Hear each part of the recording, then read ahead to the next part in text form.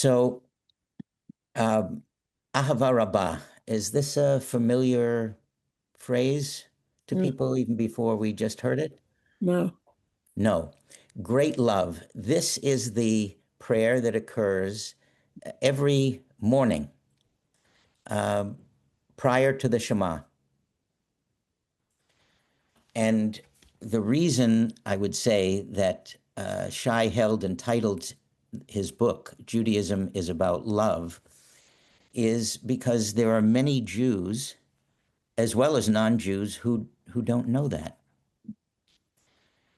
Not that they don't know this particular prayer, but that they don't realize or fully appreciate that at the very heart and very core of what it is to be a Jew is to be loved, and as a consequence of being loved, to be loving. And Ahava Rabbah, as I said, is the prayer prior to the Shema, and the Shema is really surrounded by love. First of all, the prayer Ahava Rabbah is a statement of how it is that God loves us. Then the Shema comes, and then immediately following the Shema is the word Va'ahavta, you shall love. So it isn't enough, as it were, to be loved. It also is incumbent upon us to love. And I would say, in many respects, this is not only the core of Jewish life, this is the core of life, seeking over the course of a life both to be loved and to be loving. I don't know, have you had an opportunity to take a look at the article by Rabbi Laura Geller, Yes. All Theology is Autobiography? Wonderful. Well, I'm going to give you a poll. Let's see, assuming I can find it here. Uh-huh. Da, da, da, da, da, da.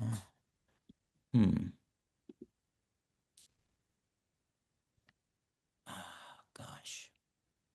All right, I'm going to have to find it at another time about this article. All right. The contention, the major thesis of the article, All Theology is Autobiography, is really is contained within that title. And her claim is that there were times in her life that shaped her relationship, not only with human beings, but with God. Was there one that touched you or struck you that she claimed very early in life, that there were people at her home when she was, yes, there were people at her house when she was a child, and they were having a conversation. Do you remember this? So what was their conversation about? It was about a straw.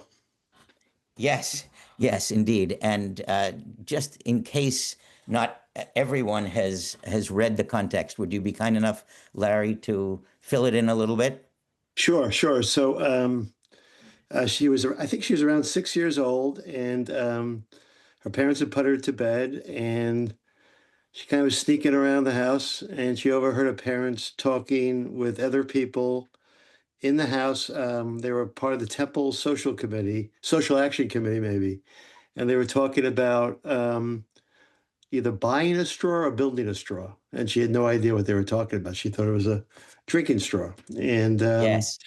it turned out that a straw, in the context in which her parents were discussing it, really was it was meant to solve the segregation issue. The idea was maybe the community should buy a house and then sell it to a black family because segregation at that time prohibited people from joining their neighborhood. Yes. And she seemed, if my recollection is correct, she seemed very surprised that this had anything to do with Judaism. Right. And her father said, when she asked her father, what does this have to do with Judaism? Her father said, this is Judaism.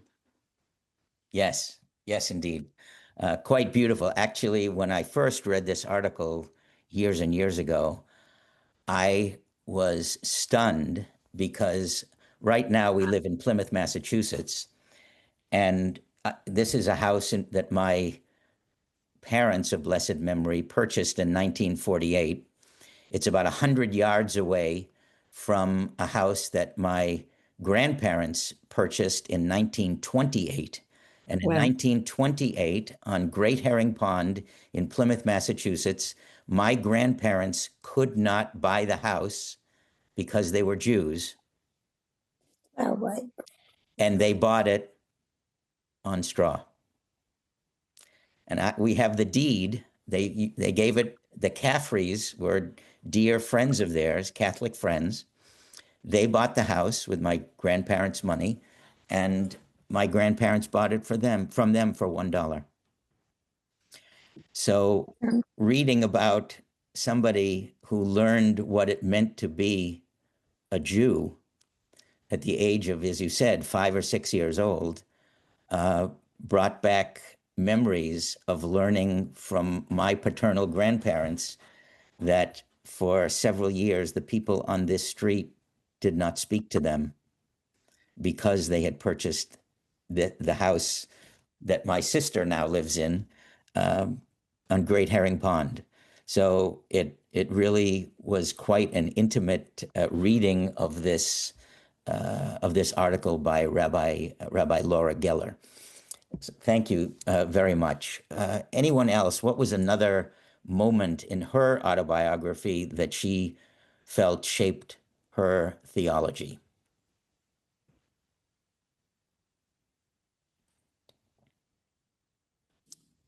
Arlene, are you raising your hand? Please, you need to unmute yourself.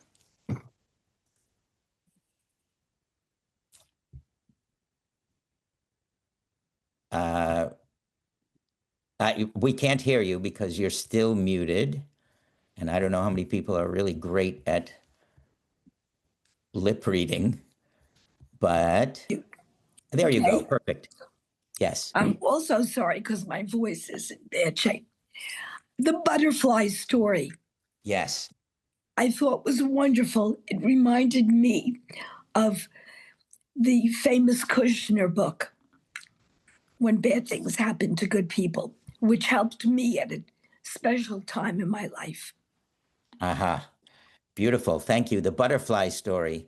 This is a story that involved her father, and not only her father, but anyone wish to paint a fuller picture of the context for that theology shaping moment in her life? It's the end, right toward the end of the article. Yes. There was a child that was lost at the age of 2.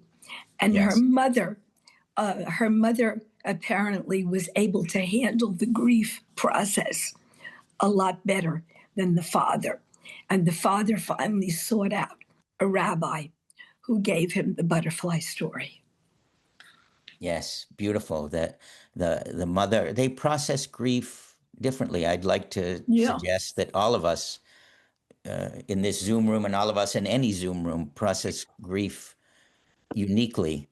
And so she noted that, Rabbi Geller noted that she learned somewhat later in her life that she had an older sister who had died at the age of 2.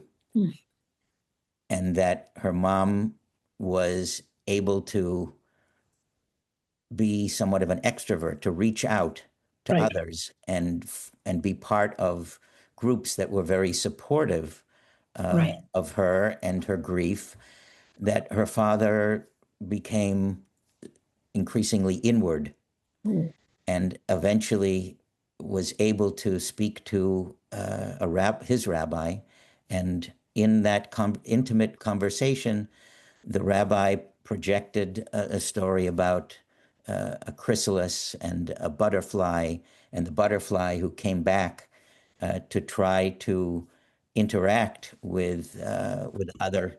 Oh, someone's coming in the room with oh, with other creatures was for those of you who just joined, the conversation we are now engaged in is reflecting on the article, All Theology is Autobiography, and that we had mentioned already. This is the second instance. The first shaping instance for Rabbi Geller's theology was when she was very young, and her parents in their home ended up having a meeting that resulted in buying a house on straw for Black folks who were unable, who were prohibited from purchasing land in a particular place. She wondered what that had to do with Judaism. And then her father ended up explaining to her that this is at the core of Judaism, that all people are created in God's image, irrespective of their race, their class, their gender, and that this animated Rabbi Geller's theology from a very young age.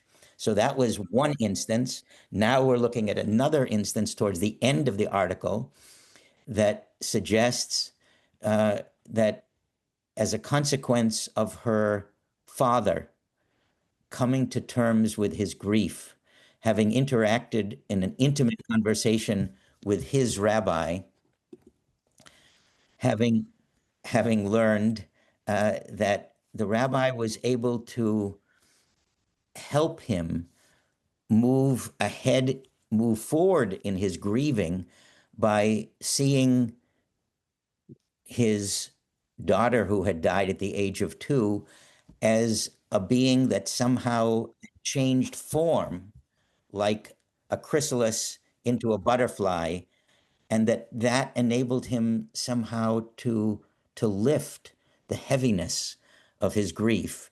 And that as a consequence, Rabbi Geller said, maybe that's one of the reasons I became a rabbi, because I wanted to be that person for others.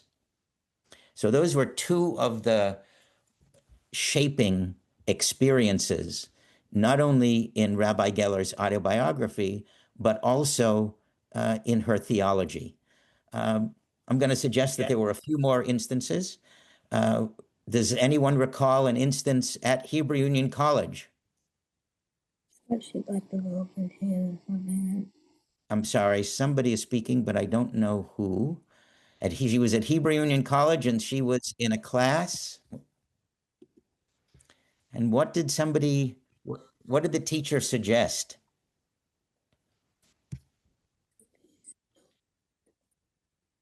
The teacher, Dr. Kravitz, Julius Kravitz, said, in Jewish life, there is a blessing for every meaningful moment. And what did Rabbi Geller, now Rabbi Geller, who was then student Rabbi Geller, who was the only woman in her rabbinical student class, how did she respond to that? Anybody? She go to Israel and study. Is that Judy speaking? Yes. So please, how did she respond in that class? You should go to Israel and study and read the book. Part of the group. Yes, and she was in Israel at the time, perhaps, but she said something about, wait a minute. I remember when I menstruated the first time. Right. Yeah. And there was no Jewish blessing of any kind at that moment. And I felt, I learned from my mom. She said that she had learned from her mother that her grandmother slapped her. Absolutely. That that's the scariest thing that happens to an adolescent Jewish. My mother smashed me across the face. I can remember sobbing because I didn't know what I did wrong. Yes. Well, that's important. And Really. clearly, Rabbi Geller was not the only person who had heard this story or had experienced it in some way. And Judy, you may not even be the only person in this Zoom room who has had a similar story in her life. And so this, to me, opens up a whole new arena. And one of the things that I'm hopeful some of you will consider is, as you are considering your autobiography and how it may relate to your theology, is that arguably, and we're in it, so we don't yet have the historical perspective. I don't think that there's, for me, any question, but that the most meaningful contribution to Jewish theology in the course of the 20th century will be the contribution of women. I agree. Because women had heretofore, in Jewish thought, been subjugated. You may have read, some of you, Standing Again at Sinai, which is a book of Jewish theology by Judith Plaskow, or Engendering Judaism by Rachel Adler, who is not only a teacher, but actually a dear, dear friend of mine. And, to be alive, quite frankly, in the generation in which Jewish women theologians have ascended is phenomenal. If I was going to, so I've mentioned already two of the giants, two of the greatest women theologians in Jewish life, Rachel Adler and Judith Plaskow. I would also mention a younger woman who is a professor at, I think, Mount Holyoke. Her name is Mara Benjamin.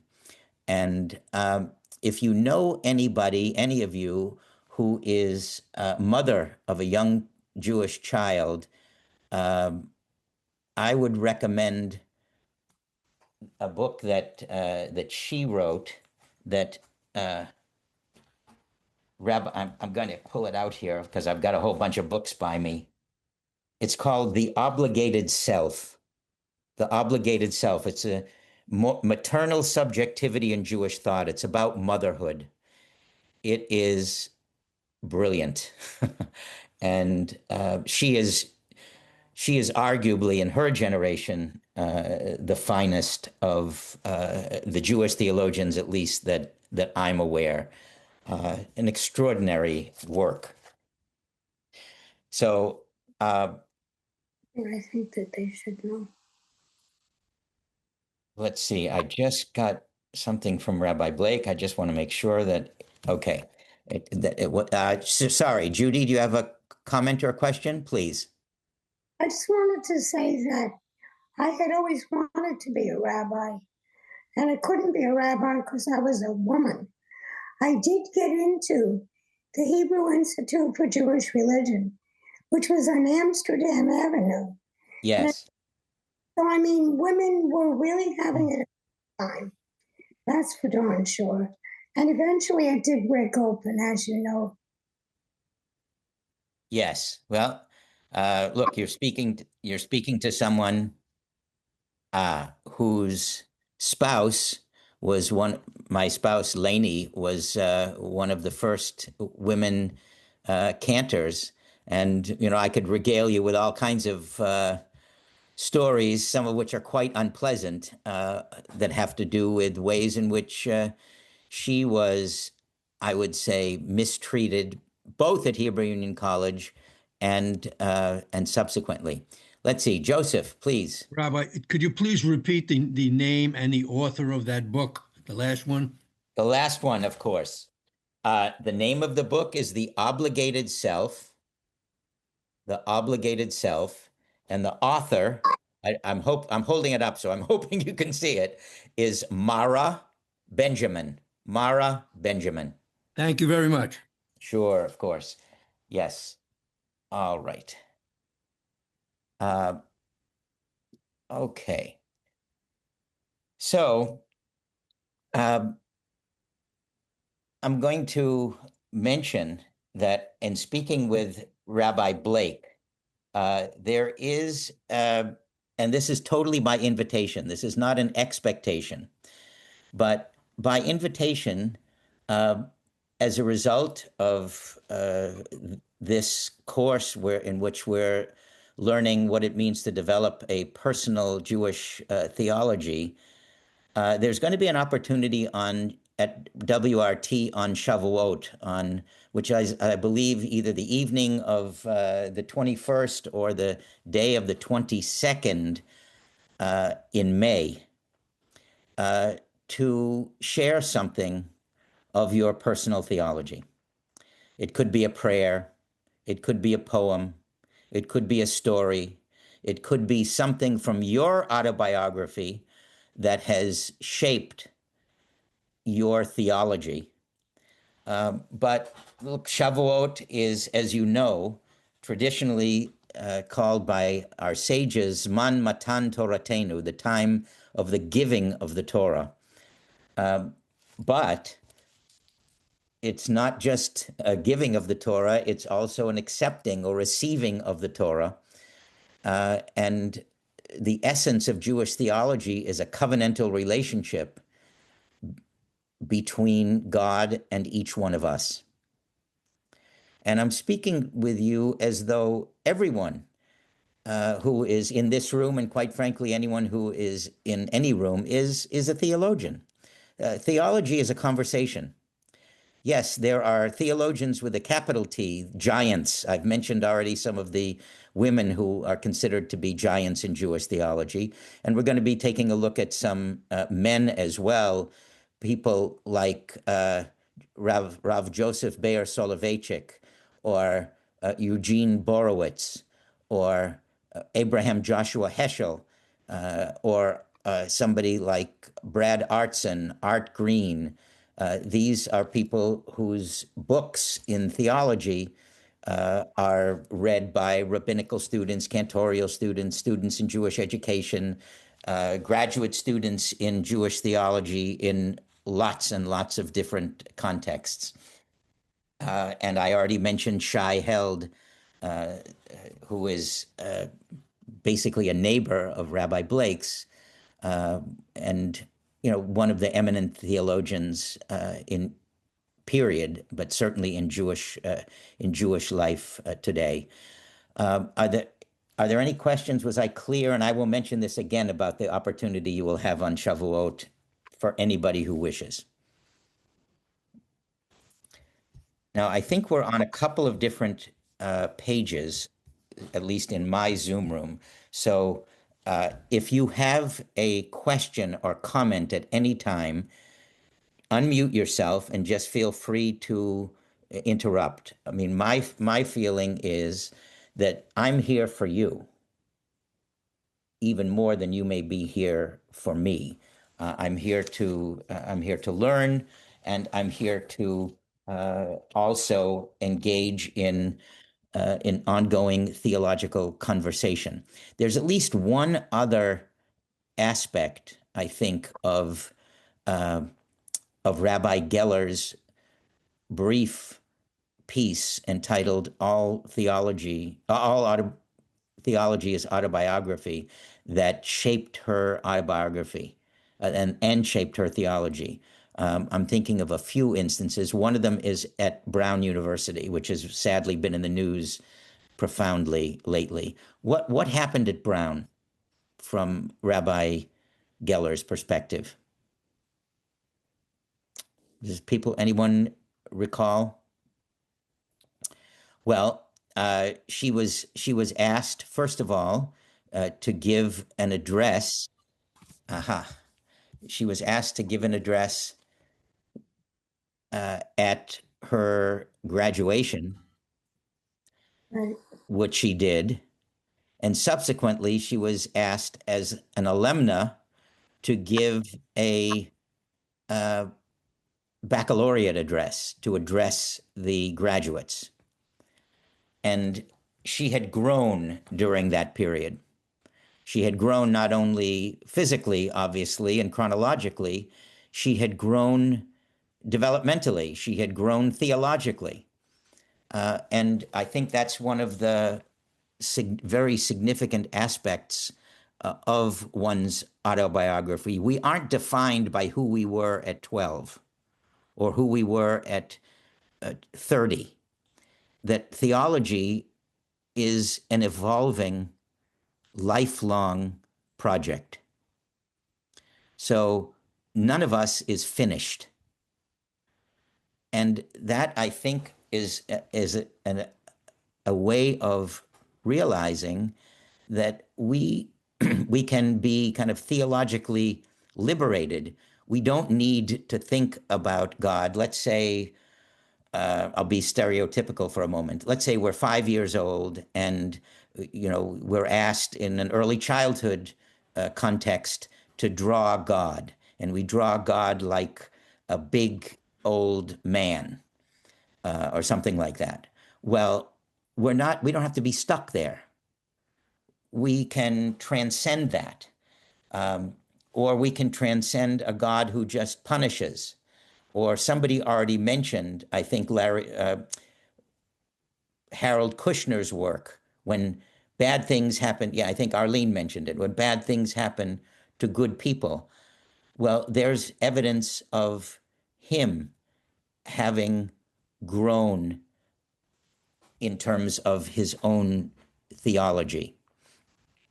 One of the books that I'm going to mention now is not by somebody who's Jewish. So this isn't Jewish theology. And I want to be clear about that. You can be not Jewish and write a book on Jewish history.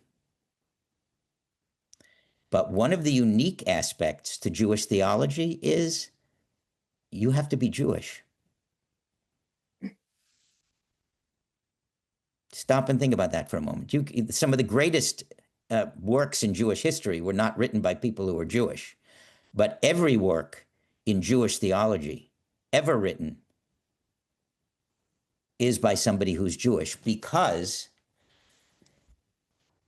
Jewish theology is not, as I said, it's autobiography. If it's autobiography, then you're really writing about who you are. Who are you in relationship to other beings, human and divine? And the fact that it's an unfolding story, one which grows, reminds me of, as I was saying, a book by a theologian who was not Jewish. His name is Jack Miles. And I think I have it here somewhere. Maybe I don't. Here it is. It's called God, a Biography. And one of the remarkable things about that work is it shows, Doug has it. I love it. Doug was holding it up. So then I could be quiet, Doug, and you can teach, and I would be happy to learn with you. But God, a Biography is a book that makes it clear that to a certain extent, it isn't only human beings who grow over the course of a life. It's God also grows over the course of the Tanakh, over the course of the Bible. And God in the book of Job is a very different God from, say, God in the book of Deuteronomy. And God in the book of Ecclesiastes is very different from the book that we are, about to start, the book of Shmot, the book of Exodus. So I'm hopeful that what you are gaining or beginning to accept from me is that the word personal theology, it's almost a redundancy. Theology can only ever be personal. Now, that doesn't mean that, for example, some of the greats that I've mentioned, they write theology and you can say, oh my God, yes, I absolutely agree with what Judith Plaskow wrote, or what Rabbi Geller wrote, or what Rabbi Soloveitchik wrote, or what Rabbi Borowitz wrote, or in the case of people who are students of Rabbi Blake, as I am, there are many times that I read, I have the joy and honor of reading many of Rabbi Blake's sermons. It's one of the great pleasures of my life, quite frankly, and has been for years. And I've seen his theology unfold over time. And it's really a gift to witness that for this rabbi, for me. And I hope it is for you as well. I realize that, Doug, 1 second, we're just going to, I could have done this early on, but because of the fact we switched rooms, etc., I admit I was a bit thrown initially. I'd like us to recite the blessing together for sacred study, because we've already been engaged in it, and I hope we will continue to do so. So please, and then Doug. Baruch atah Adonai Eloheinu melech haolam asher kitshanu b'mitzvotav v'tzivanu la'asok b'divrei Torah. Praised are you, Adonai our God, sovereign of the universe, who has given us mitzvot and commanded us to immerse ourselves, to soak ourselves, to engage in words of Torah. Doug, please. Amen. To speak of organized religion as opposed to, I guess, unorganized religion, what's the difference between theology and dogma? Okay, thank you. Well, this is obviously an ongoing argument and an ongoing conversation. I can put two books next to each other, one by Solomon Schechter and one by Moses Mendelssohn, and one will say, there's no such thing as Jewish dogma. And the other one will say, oh, there absolutely is Jewish dogma. And not only is there Jewish dogma, but here it is. And I'll tell you what it is. So in the medieval period in particular,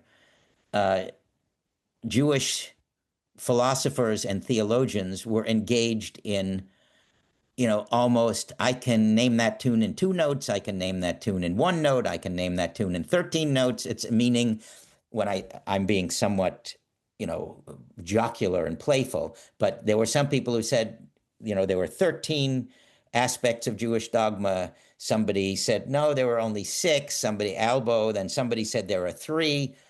So it's an ongoing question about whether there are statements of Jewish belief that are a litmus test for being a Jew. I don't know if there's anybody here. Well, to an extent, there's another argument that we're all Jews by choice now. But for somebody who is explicitly a Jew by choice, who has adopted Judaism, say as a young adult or an older adult, have any of you ever been part of a Beit Din? Part of a group of people? Anyone ever been to a Beit Din and witnessed what it was to watch somebody embrace Judaism? Well, anybody ever read the book of Ruth? I mean, so there are, even though we would say, some might say there is no dogma in Judaism, somebody who is embracing Judaism, adopting Judaism, is asked some questions. And those questions end up being determinative. For example, do you believe in one God or less? Is one of the ways that I've heard that question posed. If you believe in multiple gods, can you be Jewish? Well, or if you believe in no God, can you be Jewish? For some people, these are still active questions. However, because it is an ongoing debate about whether there is such a thing as Jewish dogma, I personally, when somebody tells me, for example, I don't believe in God, my first response, and it's a famous one, it's not made famous by me, it's made famous by many others, including, anybody know the name Rabbi Harold Schulweis? Of blessed memory at this point, but one of the great Jewish thinkers in the 20th century, would say to even the youngest of his learners, so please tell me about that God you don't believe in. And the reason that that wasn't a klutz kasha, it wasn't a trick question or something. It was a request that very often ended with, well, I don't believe in that God either. Well, oh, really? Tell me about the God you do believe in. So to me, it is a conversation. And so whether there is dogma or theology, to a certain extent, if you're willing to engage in conversation around that issue, that's good enough for me. If you want to know, I see you have a lot of books.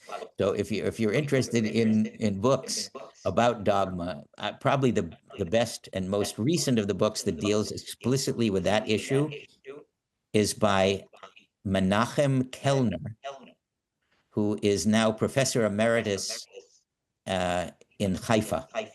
It's written in English, and it's a book that deals exclusively with attempts throughout Jewish thought to deal with whether there's a dogma in Judaism.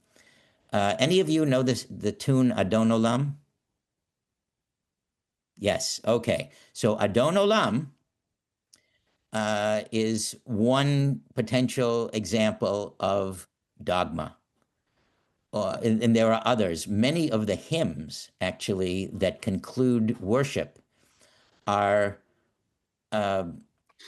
reductions or in some way assimilations of statements of Jewish dogma that hu hayava, hu hoveva, hu yeyeh, God who was, who is, who will be, etc., which is what those words mean that I just said in Hebrew. That is I would say, an encapsulation of one of the famous statements of Jewish dogma. Maimonides, in a couple of instances, Rambam wrote, 13 statements of Jewish dogma. And one of the reasons that he did that, by the way, was that he was challenged by some who claimed, "Oh, you don't believe in resurrection of the dead," and there was a huge controversy that we should, and actually it was Jews who burned Maimonides' books. Maimonides wrote books, and Jews who argued that he didn't believe in resurrection of the dead were responsible for book burning. I mean, this might sound like I'm, high on something, but I'm not.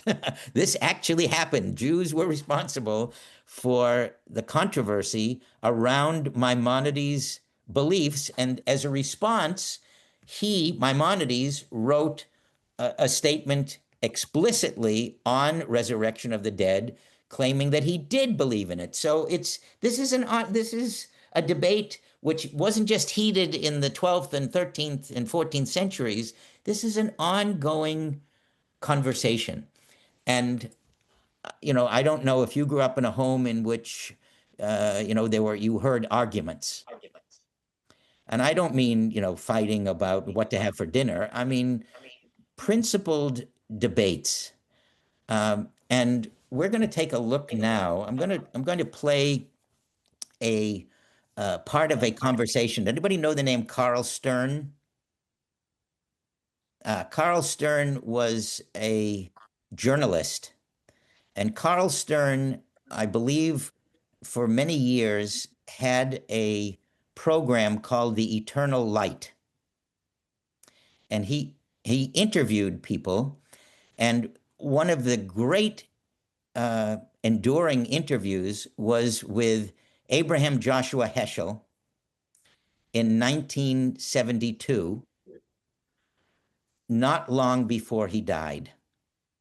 Heschel, that is. Maybe when I think it was the case, it was within a matter of weeks prior to his death. And not only that, but that Heschel did not live to see the interview that had been taped actually played. But I think it is an appropriate coda to what we have learned already or begun to learn from Rabbi Geller about how really all theology is autobiography. So please bear with me. I'm going to do my best to play with this. Here we go. All right.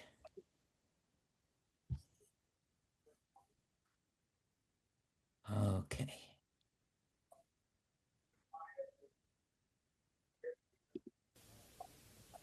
I brought these books from home. A small portion of the books you've written. What was there in your life, especially your early life, that would give you the thoughts to fill so many books? Can you hear? Hard work, training, in a good environment. I was very fortunate in having lived as a child and as a young boy in an environment where there were many people I could revere, people concerned with problems of inner life, spirituality, of integrity, people who have shown great compassion and understanding for other people.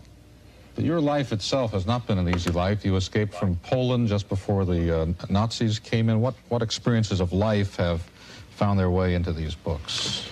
I would say, again, my background, my early upbringing.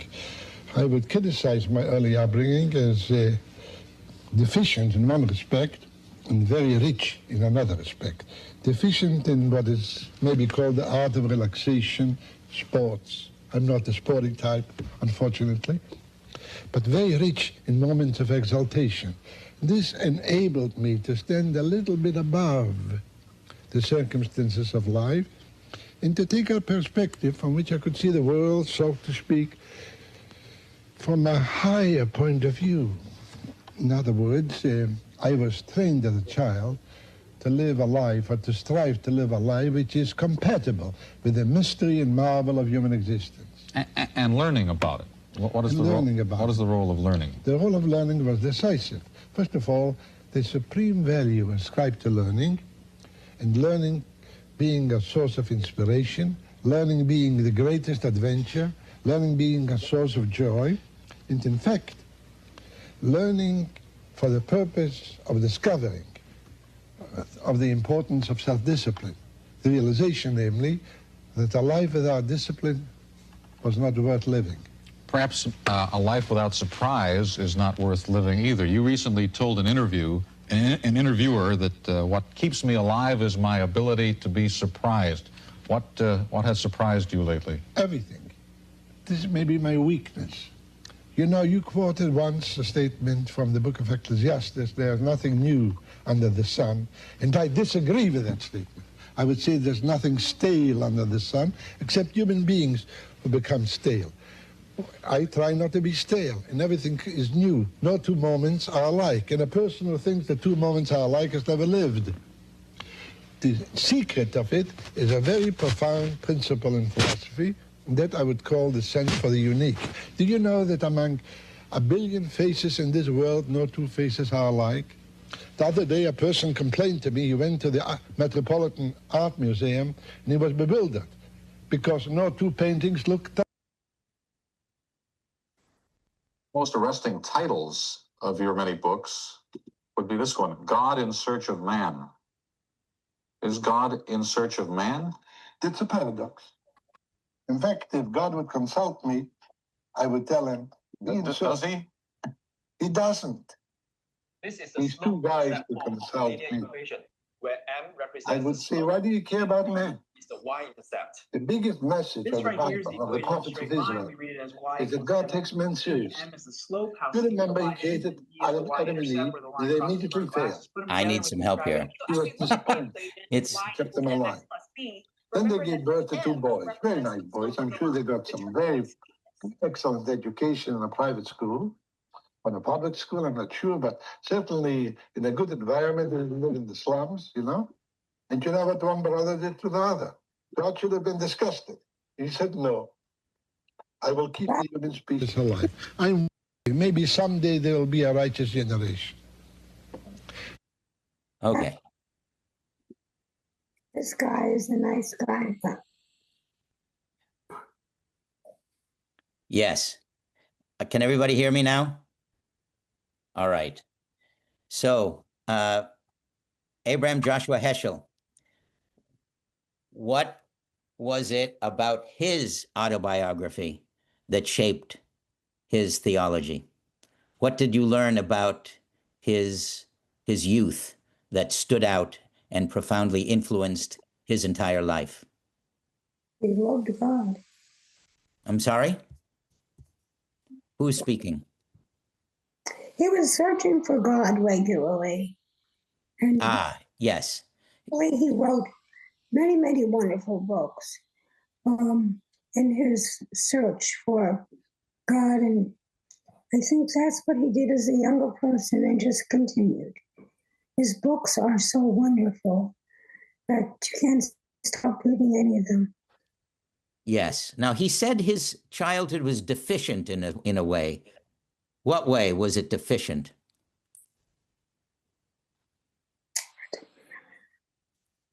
What was deficient? That his childhood, he said, was deficient in a way. In sports. In sports, exactly. So think about, this is really more of a thought exercise than anything else. Think about your childhood and growing up, and what were some of the ways that, in retrospect, you may have felt were, quote, deficient, and other ways in which it was, your childhood was wonderful and fantastic, because he saw both, and that's very, very important in his theology. He did write, as Judy was saying, he did write a book, God in Search of Man. He also wrote a book, Man in Search of God. So in other words, it's a dialogue. It's an ongoing conversation. Just as we said before about love. Yes, we begin with a prayer that said, God loves us. But it doesn't stop there. Well, we have to do something too. There is an active element to theology. We are not passive spectators. We're not just readers of other people's theology. We aren't, just passive in hopefully appreciating and in relating to God. Yes, please, Joseph. I remember my childhood being an only child, as leaning a lot on the activities and what my parents said. Both were not learned people, but they were wise people. They were older than most parents. And I learned from them by watching their actions that to love other people gained the respect and the love back to them. They were tremendously admired by family and friends because of the way they behaved to others. And I think that's what guided me throughout my life. And talking about sports, I'm the opposite of Heschel, but I heard everything he said and I internalized it because I feel most of the same things. Sports has been I actually have to say, sports has been my life. It's been a guide, and it's been a teacher, and I learned a lot from losing as much as I did from winning, maybe even more. And when you lose something, whether it's a game or an arm or a battle with disease, you should be learning something from that and appreciate all the good things that go around it. So that's pretty much been my guide. Well, thank you. I mean, that's a blessing. You have, and each of us has benefited from hearing some of your autobiography that has shaped your theology. That's exactly that. You're modeling, in essence, what it is that Rabbi Geller and also, obviously, Rabbi Heschel sought to do, and say, who I am is going to be reflected in my understanding of a relationship to God. And so I'm moved by what it is that you're demonstrating and modeling for us. Doug. Thank you, Rabbi, for the kind words you said about Jonathan and his the things that he's preached over the years. And we've been asked, Marjorie and I, many times from congregants at WRT, oh my God, he's so special. What did you do? You know, how did he come to this? What was the magic? And you know what? My son and my daughter, who's 3 years younger than John, they grew up in suburban, America, kids, cats, and dogs town, public school, temple membership, and sure, we were active Reform Jews, and the kids got that kind of exposure, but we didn't do anything magic. Well, sometimes parenting, I have no idea whether this was part of the parenting of Rabbi Jonathan Blake, but sometimes the role of parents is just don't foul it up. Leave that car next to her, look 10. That was our mantra, James. Don't screw it up. Right. Look, for either child. Yes, in my case, and I'll share over these sessions, I'll share a little bit of my autobiography that it has informed my theology. I'm adopted. I think many of you may already know that. And the first book ever read to me, and the first book I ever read, was called The Chosen Baby. And the title of that book, the story of that book, has undoubtedly shaped elements of my life, and in particular, my theology. The most recent article I published, which is in a book called Striving to be Human, is on belonging. What does it mean to belong?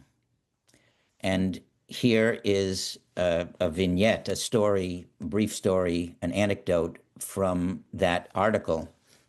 When I was growing up, my sister and I, both of us are adopted, and there were times where we would walk down the street with our parents,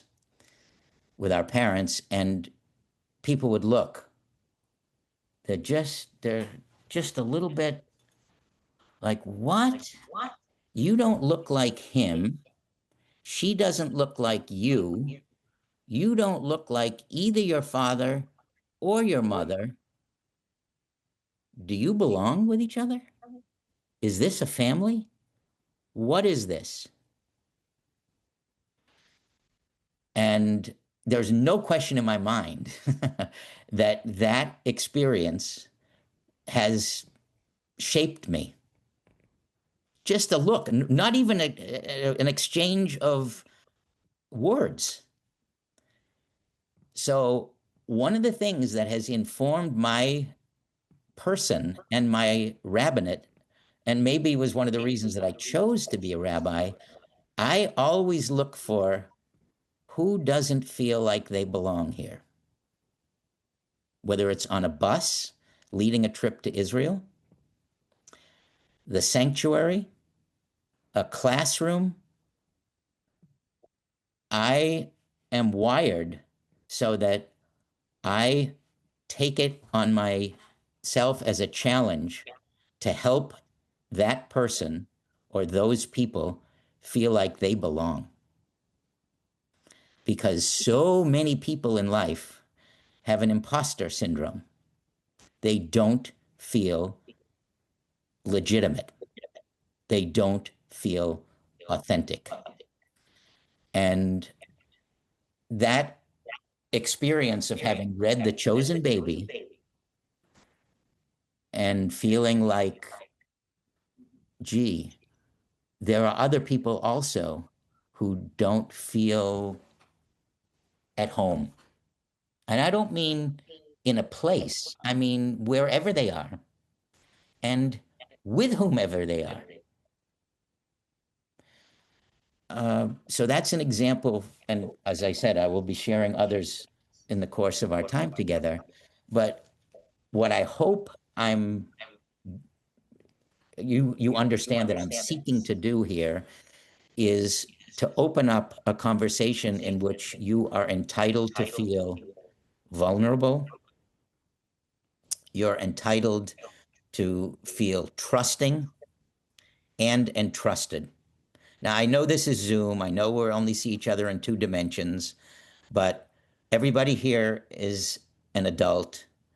Everybody here knows what it's like to be cared for and to be caring. So my hope is that that's the person each of us is going to bring to these conversations. And I pray that that will be informative of what an autobiography can do to propel one's theology. I'm going to share now a document that has vanished from the screen, of course. La-di-da. 1 minute. Okay.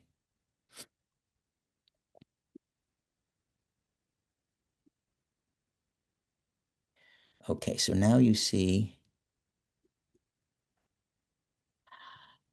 So I need to know which document you're seeing. Can somebody unmute yourself and tell me what you're seeing? Session flow. Session flow, la-di-da, perfect. All right, this is Psalm 139. I hope everybody can see that. This is an example of a psalm that is an expression of theology. O Eternal One, you have examined me and know me. When I sit down or stand up, you know it. You discern my thoughts from afar. You observe my walking and reclining. You are familiar with all my ways. There is not a word on my tongue, but that you, O Eternal One, know it well. You hedge me before and behind. You lay your hand upon me. It is beyond my knowledge. It is a mystery. I cannot fathom it. Where can I escape from your spirit? Where can I flee from your presence? If I ascend to heaven, you are there. If I descend to Sheol, you are there too. If I take wing with the dawn to come to rest on the western horizon, even there your hand will be guiding me. Your right hand will be holding me fast.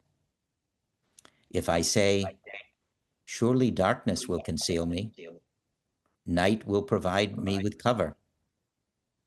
Darkness is not dark for you. Night is as light as day. Darkness and light are the same. It was you who created my conscience. You fashioned me in my mother's womb. I praise you, for I am awesomely, wondrously made. I think we'll stop there. This is an example of a theology that is called, I'll say it first in Hebrew and then in English, but it's clearly a Jewish theology. It's a theology in Hebrew that is called Hashgacha Pratit. which means personal or private providence. God cares about me. And knows that right now I am in a class entitled Developing a Personal Theology. And there are some people for whom that is God. What I'm hopeful will happen over the course of our sessions is that you will feel that you are not alone. You are not alone in your autobiography, and you're not alone in your theology. This is a Jewish theology. It is not the Jewish theology. Am I being clear? So in this theology, God, and I'm going to use a few words that may sound highfalutin, but then seek to define them. This is called a God who is immanent, with an A, immanent.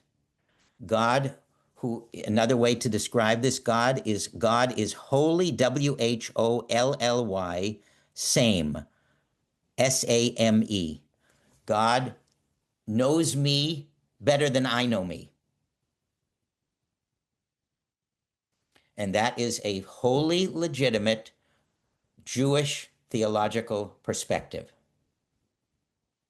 That God knows what I'm doing, who I am, why I'm choosing to do what I choose to do, and effectively is hashgacha is the Hebrew word for providence or to guide, and it's personal, it's private, it's intimate.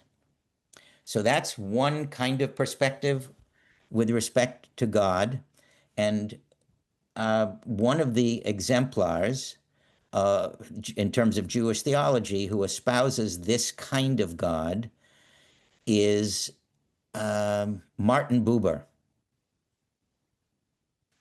Some of you may have heard of or read a book, I and Thou, or I and You, if it's more colloquial. This is a book in which God is very personal.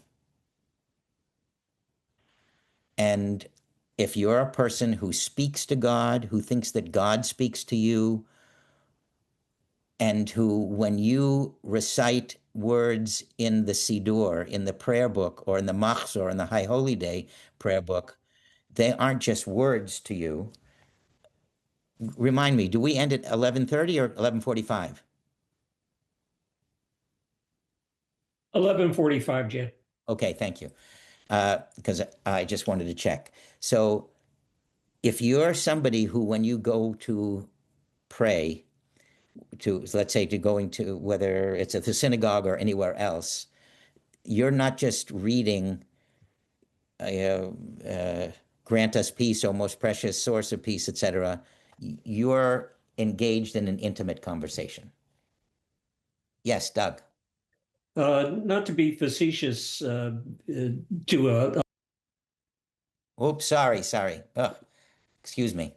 Wait a minute. I inadvertently muted you. Please. there we go.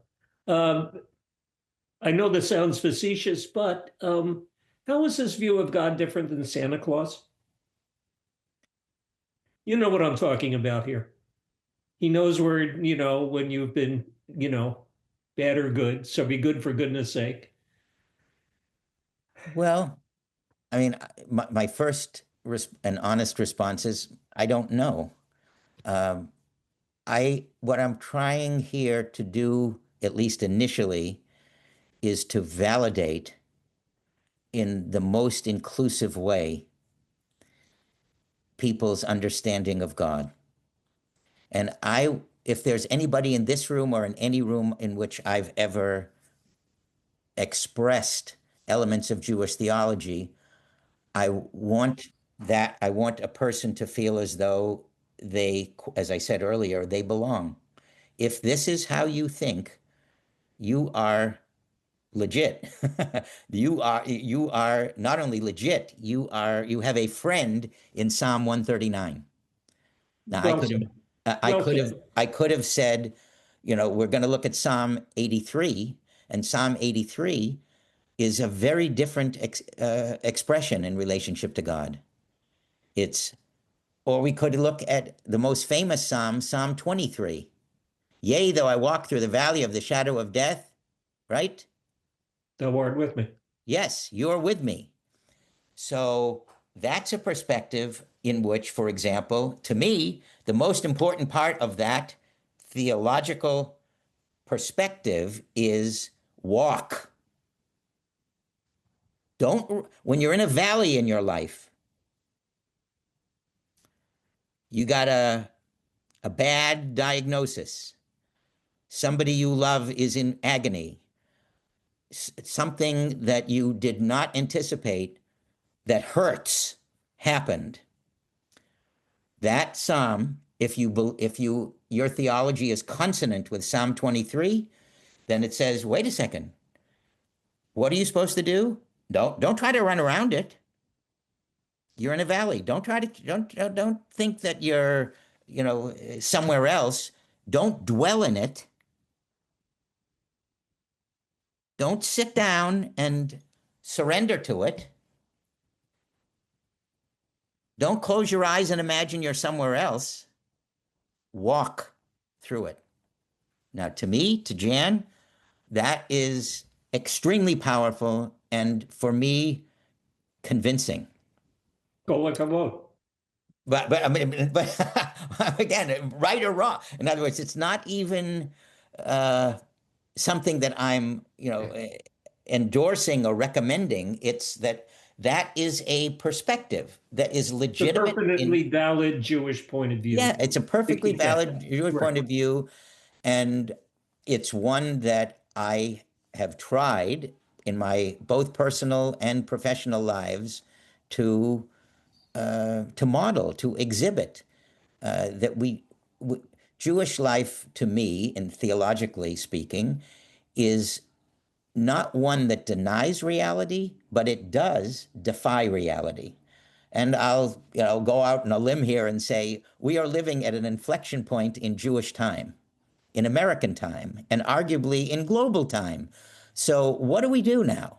What do we do when anti-Semitism is rampant, when all kinds of evil, and authoritarian behavior, all kinds of behaviors where people seemingly have narcissistic or messianic complexes?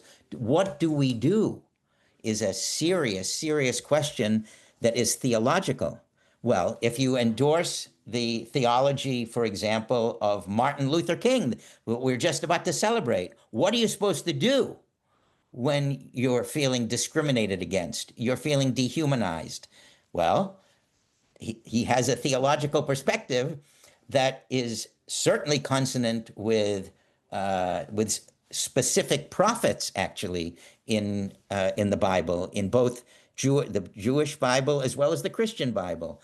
So I'm not invoking him in particular because he is not a Jewish person and therefore can't be espousing Jewish theology. But I do think that there are multiple valid, legitimate, appropriate, and compelling Jewish theologies. And your autobiography is not just yours, everyone's in this space is a legitimate, appropriate expression of theology that I would invite you to feel comfortable in expressing. I'm going to share one more piece of mine right now, hoping that it is another type of invitation. I've already shared with you that some of you already knew beforehand that I'm adopted. Well, when I was 8, third grade, so you may think about yourself third grade right now, I was extremely angry with my parents. The walk home from Ellis Brett Elementary School, where I went to school, and my father went to school as well, actually in Brockton, Massachusetts, to our home at 371 Pleasant Street, was about 4 minutes. On the way home, I made a promise to myself that as angry as I would ever become with my parents, I would never start a sentence with the words, if I were your real son.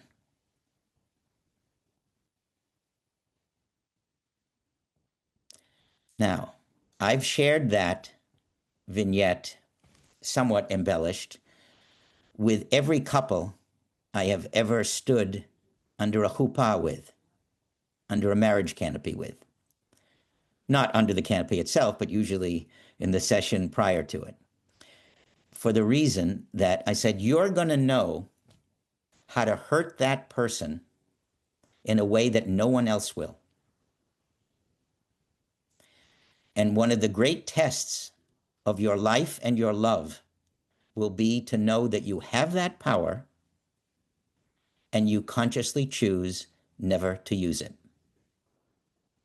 That is a fundamental part of who I am and my theology.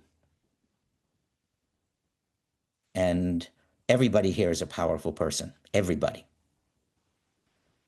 And we have a choice in the course of our lives how we are going to use our power. And some of the choice involves how we are going to refrain from using our power. Now, in Jewish thought, that's beautifully and succinctly expressed in Pirkei Avot, in chapters of our ancestors. Ezehu Gibor, who is a strong person. And the Hebrew is Hakovesh et Yitzro, the person who conquers their impulses, their instincts. And that's hard. There's nothing easy about this. Nothing. Because there are times, I can speak again very personally, there are certainly times in which, and it isn't only in a spousal relationship, by the way, it's siblings, it's friends, it's sometimes subordinates in a business context, or people you're supervising or mentoring. I mean, I serve as a mentor in multiple contexts. I know I could make certain people just dissolve right in front of me. To decide, okay, I'm not going to do that ever. That to me is one of the ways in which we are created in God's image. Now, I know we just have a few minutes left. I'm going to be putting in, I'm going to try at least. If I'm unable to put it in the chat, I will send it to Rabbi Blake. I'm going to send you the libretto, basically, for all of our sessions. So you'll have a chance to take a look at the texts that we will be looking at and some of the questions that we will be addressing. And on it will be both my phone number and my email address, so that you can, for example, say, oh, I'm really interested in G or number 7 or whatever it is. Because as I said, it wasn't just rhetorical flourish to say this is our class and I'm here for you. This is a way of seeking to concretize that, and I can adjust within parameters what it is that seems to you to be most interesting. Some of the things that I'm going to be sharing, for example, are say a prayer or two that I have written. Some will be, there is a theologian, a brilliant theologian named Bradley Artson, who wrote about a different kind of God from the one that we have mentioned thus far, who wrote a book called God of Becoming and Relationships. And in the epilogue of that book, he speaks to his child, who is someone who has autism. And it's a loving and beautiful testament to someone who wishes to embrace a person he loves with God's love. So you can choose among all of these things that I'll be sending something that you find engaging or interesting, because, as I said, all of them are within the realm of what certainly I would consider, and I think in generally is considered to be Jewish theology. All right, last couple of minutes here. Comments, questions, concerns? Is this what you thought you were signing up for? Anything you want to say is legit. I will chime in and say thank you, Rabbi, for teaching us and guiding us on this first of 4 classes this January, and that I have worked behind the scenes with our office staff to try and fix the mix-up this morning. It seems as if the correct link was in fact distributed, but that most of us, I think because we have cookies turned on our browser settings, when you actually click the link, it auto redirected to my room. A new link has been provided. The correct link begins after the HTTP protocol with the words HUC, Hebrew Union College, where Rabbi Katzew has a Zoom client. So be sure you get that. If you haven't registered for this session, you can simply email office@wrtemple.org to signal your interest in receiving all of the communications. We'll also distribute a link to the recording of the class once it is uploaded. That sometimes takes a couple of days. But I wanted to advise, just keep an eye on your inboxes so that you have the correct link for next time. And thanks for your patience this morning while we were straightening out some technology. Thank you so much, Rabbi. It's a pleasure having heard you. You too, Rabbi. Thank you, Judy. Well, Jan, it's so nice to reconnect with you. Good to see you. Oh, well, I definitely feel the same way. Look, I hope that this is fun to an extent. I mean, people have fun in different ways. It's definitely, for me, fun to see lots of new and old friends. But I think and I hope that this will be an opportunity for you to feel invited back into your autobiography, because this is much more about a who than what. I come from a theory of education that says you always teach a who before a what. And it doesn't happen to be over the arc at WRT, but over the arc of many synagogues is the words da lifnei mi ata omed, know before whom you stand.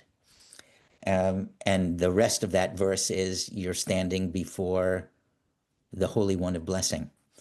And we began with a blessing, and hopefully, or we should have begun with a blessing. We ended up doing it toch kedei during the session, but hopefully you feel as though, to an extent at least, this opportunity is a blessing to learn about and from and with each other. Joseph, you have the last word.